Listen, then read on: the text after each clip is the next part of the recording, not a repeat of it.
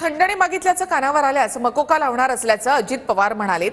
तथ्य असेल तिथे कारवाई अटळ असल्याचं अजित पवार म्हणालेत। बीड जिल्ह्याचा चार्ज घेताच अजित पवारांनी सज्जड दम दिलाय।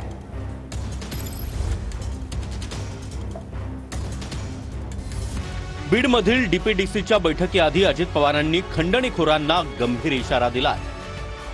खंडणी मागितली तर मकोका लावायला मागे पुढे पाहणार नाही असा इशाराच अजित पवार यांनी दिलाय।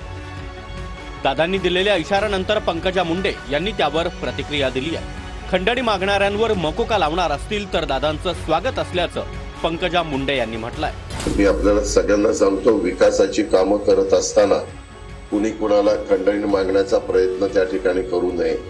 माझ्या ते कानावर आल्यानंतर त्याच्यामध्ये मकोका लावायला पण मी मागे पुढे बघणार नाही। खंडणी जर मागितली इकडे कुणी विकास कामं करताना तर त्याला मोका लावणार असं अजित पवार मग चांगली गोष्ट आहे, त्याचं स्वागत आहे। मग चांगली गोष्ट आहे, त्याचं स्वागत आहे। रिव्हॉल्वर लावून फिरणाऱ्यांचा परवाना रद्द केला जाणार, दहशतीचे रील खपवून घेणार नाही असं देखील अजित पवार यांनी म्हटलंय। आम्ही बघतो कधी कधी टीव्हीला वगैरे दाखवलं जातं चॅनलला, कुणी रिव्हॉल्वर काढतं, वर काही रिव्हॉल्वर उडवतात, कुणी इथं रिव्हॉल्वर वगैरे लावून फिरतात। मी डिपार्टमेंटला सांगणार आहे, जे कोणी वर रिव्हॉल्वर फिरेल त्याचं लायसन कॅन्सल करायचं। हे जे रील तुमचे बनतात ना, ते पण मी खपून घेणार नाही।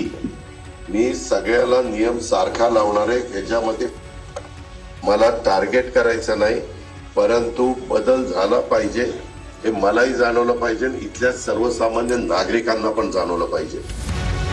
काही जणांकडून बीडची बदनामी केली जाते। बीडची बदनामी पुसण्यासाठी तुमची साथ लागणार, अजित पवार यांनी बीडच्या जनतेला हे आवाहन केलंय।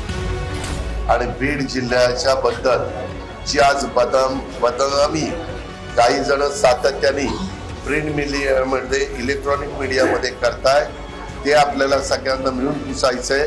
अजित पवारनी एकट्याने ठरवलं तर अजित पवारला ते शक्य नाही, त्याला तुमच्या सारख्या जीवाभावाच्या सहकार्यांची साथ लागेल। दरम्यान दादांनी दिलेल्या इशाऱ्यानंतर संजय राऊतांनी त्यांच्यावर निशाणा साधला। याला सोडणार नाही, त्याला सोडणार नाही। अजित पवारांनी ही भाषा करू नये, त्यांनाच दुसऱ्यांनी सोडलाय असा टोला संजय राऊत यांनी लगावलाय।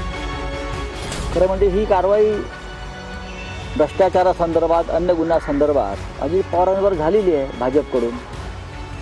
आपल्याला माहीत असेल ना, मी मकोका वगैरे म्हणणार नाही, पण असे प्रकारचे गुन्हे आर्थिक अफरातफरीचे हे अजित पवार, प्रफुल्ल पटेल, तटकरे यांच्यावर झालेले आहेत। आणि ते त्यातून आपल्याला मुक्त होण्यासाठी त्यांनी भाजपात जाऊन गंगा स्नान केलेलं आहे। तर त्यांनी तटस्थतेच्या किंवा कायदेशीर कारवाई, ह्याला सोडणार नाही त्याला सोडणार, आपण स्वतः सुटलेले आहात हो, तर तुम्ही काय करणार?